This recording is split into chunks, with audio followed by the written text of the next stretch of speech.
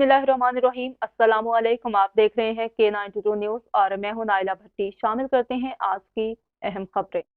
खबरदार ठट्टा से धाबीजी pumping station पर बिजली का ब्रेकडाउन। बिजली के ब्रेकडाउन से कराची को पानी की फराहमी मुअत्तल हो गई। एक माह के दौरान 3 बार बिजली के ब्रेकडाउन से तीनों दफा लाइन फट गई। बिजली के ब्रेकडाउन से कराची को पानी फराहम करने वाली 72 इंच कतर की पाइपलाइन नंबर 5 भी पानी के बैक प्रेशर से फट गई है। कराची को पानी फराहमी करने वाली मुतअद्दिद लाइन नकारा हो चुकी हैं, जो आए रोज बिजली के ब्रेकडाउन से फट जाती हैं।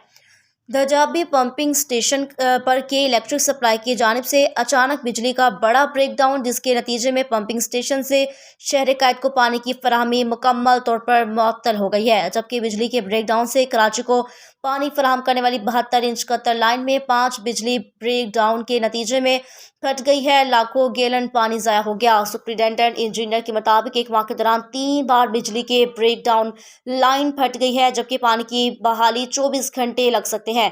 अब्दुल रशीद सोलंकी, K92 न्यूज़, ठट्टा।